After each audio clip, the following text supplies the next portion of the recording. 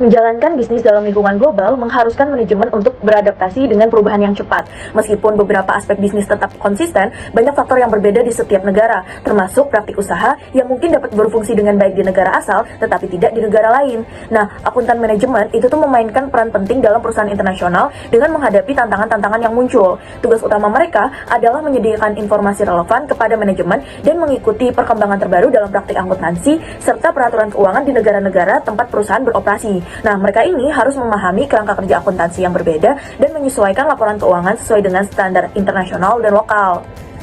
Nah, dalam lingkungan bisnis internasional itu tuh ada yang namanya perusahaan multinasional atau multinational corporation. Ini tuh biasa kita kenal dengan perusahaan MNC. Nah, perusahaan ini adalah perusahaan yang menjalankan bisnis di lebih dari satu negara dalam suatu volume di mana kesehatan perusahaan dan pertumbuhannya itu bergantung pada lebih dari satu negara. Nah, struktur organisasi dan mekanisme operasional perusahaan multinasional itu dapat bervariasi tergantung pada negara tempat mereka berada. Perusahaan yang terlibat dalam bisnis internasional itu dapat melakukan 3 macam aktivitas nih teman-teman. Yang pertama ada impor dan ekspor. Seperti yang kita ketahui, impor adalah proses membawa produk dari suatu negara asing, sedangkan ekspor adalah proses mengirimkan produk ke negara asing. Nah, suatu komponen yang diimpor itu tuh mungkin dikenakan oleh tarif. Tarif ini adalah pajak atau biaya yang dikenakan atas barang-barang yang diimpor ke dalam suatu negara. Nah, yang kedua, anak perusahaan yang dimiliki secara keseluruhan. Suatu perusahaan mungkin saja memilih untuk membeli perusahaan yang sudah berjalan di luar negeri dan menjadikan anak perusahaan yang dimiliki sepenuhnya oleh perusahaan induk. Nah, jika undang-undang suatu negara itu mengizinkan, sebuah perusahaan multinasional itu dapat dengan mudah mendirikan anak perusahaan atau kantor cabang di negara tersebut.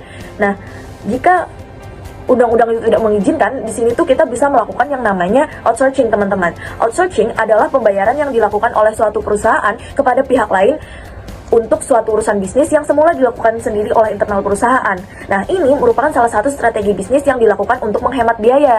Nah, yang ketiga itu ada joint venture. Joint venture atau usaha patungan adalah aliansi strategi di mana 2 atau lebih perusahaan menciptakan perusahaan yang independen dan legal untuk saling berbagi sumber daya dan kapabilitas untuk mengembangkan keunggulan bersaing. Nah, teman-teman, selanjutnya kita bakal bahas nilai tukar mata uang asing.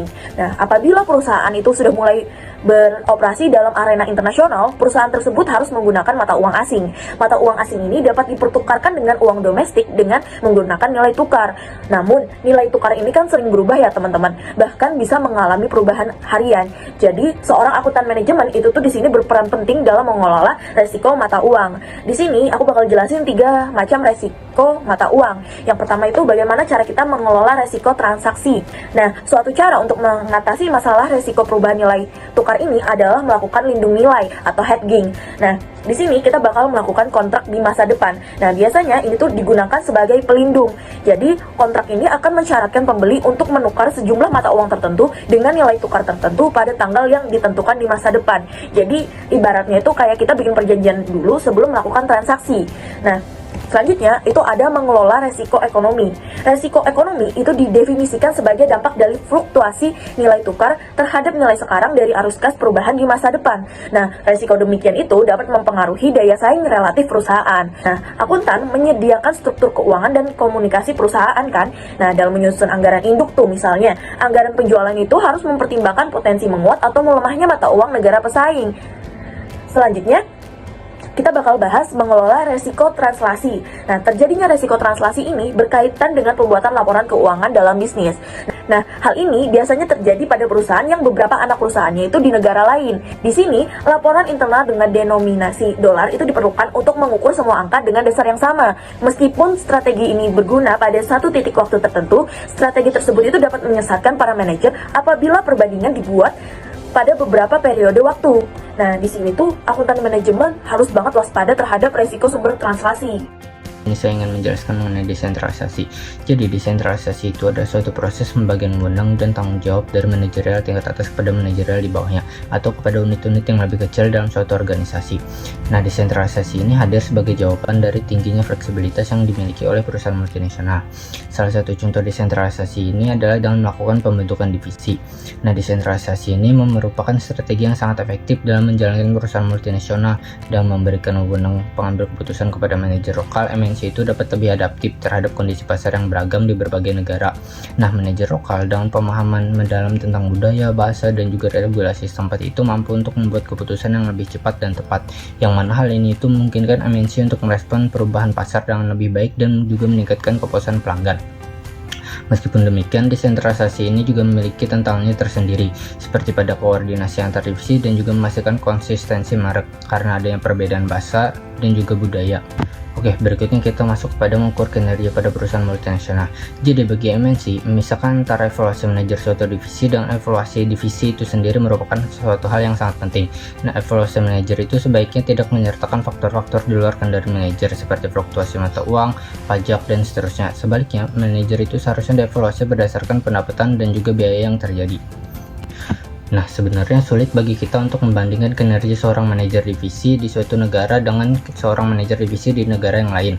Meskipun divisi-divisi tersebut itu tampaknya mirip, dikarenakan adanya perbedaan lingkungan bisnis di tiap negara yang membuat perbandingan kinerja antar manajer itu menjadi sangat kompleks. Baik, selanjutnya yang kita bahas itu mengenai ukuran-ukuran ganda dalam kinerja. Yang pertama ada masalah ROI dan laba residual. Laba residual dan ROI adalah ukuran kinerja jangka pendek yang sering mendorong manajer mengorbankan kepentingan jangka panjang. Lalu yang kedua, solusi ukuran ganda. Untuk mengatasi perilaku menyimpang, organisasi dapat menggunakan ukuran kinerja tambahan seperti pangsa pasar, keluhan pelanggan, rasio perputaran karyawan, dan pengembangan karyawan. Dan yang ketiga yaitu evaluasi dalam perusahaan multinasional atau MNC. MNC menghadapi tantangan lebih besar dalam evaluasi kerja karena kompleksitas operasional lintas negara. Lalu, yang kedua yaitu pendekatan akuntansi. Pertanggungjawaban dengan ukuran ganda lebih relevan untuk menilai faktor-faktor yang berada dalam kendali manajer. Selanjutnya, penetapan harga transfer dan perusahaan multinasional, yaitu ada sasaran utamanya evaluasi kinerja divisi dan penetapan pajak penghasilan yang optimal. Evaluasi kinerja divisi, ROI dan laba bersih kurang relevan karena harga transfer sering diatur oleh induk perusahaan. Lalu ada pengelolaan pajak. MNC memanfaatkan harga transfer untuk memindahkan pendapatan ke negara dengan pajak yang rendah dan biaya ke negara dengan pajak tinggi. Lalu contohnya yaitu pusat reinvoicing di Puerto Rico yang dapat membantu mengurangi pajak melalui pengaturan harga transfer. Lalu ada metode harga transfer. Yang pertama ada Comparable Uncontrolled Price atau CUP. Harga transfer berbasis harga pasar dikoreksi dengan biaya pengiriman dan biaya yang dihindari. Lalu yang kedua ada Resale Method atau RPM. Harga jual kembali dikurangi dengan markup. Lalu yang ketiga ada cost plus method, yaitu berdasarkan biaya produksi ditambah dengan biaya yang terkait. Lalu yang keempat atau yang terakhir ada Advanced Pricing Agreements atau APA, yaitu kesepakatan IRS dan perusahaan untuk menetapkan metode penentuan harga transfer. Terakhir yang akan kita bahas yaitu mengenai etika dalam lingkungan internasional. Dalam etika lingkungan internasional ada beberapa hal yang perlu kita perhatikan, yaitu ada tantangan etika global. Contohnya perbedaan budaya dan efektivitas hukum antar negara. Lalu ada masalah dalam sistem sosial seperti insider trading atau blade di Rusia. Lalu ada sistem dasar yang kuat mengenai etika dalam bisnis internasional, yaitu penting untuk membangun kepercayaan pada kontrak bisnis, stabilitas hukum, budaya, dan ekonomi mendukung kepastian bisnis. Lalu ada kasus etika praktis dari etika internasional, yaitu dalam konteks pekerja anak. Kontrak dengan perusahaan asing sering melibatkan isu pekerja anak. Lalu ada skema insentif. Insentif untuk apoteker di India berbeda secara etis dengan praktik di AS. Lalu ada solusi etikanya tentang etika internasional, yaitu tindakan perusahaan harus sesuai dengan hukum dan moral. Contohnya yaitu Monsanto sebagai perusahaan yang memprioritaskan integritas karyawan dan melakukan hal yang benar. Itu tadi dari beberapa penjabaran materi kami tentang masalah internasional dalam akuntansi manajemen. Semoga bermanfaat. Terima kasih. Assalamualaikum warahmatullahi wabarakatuh.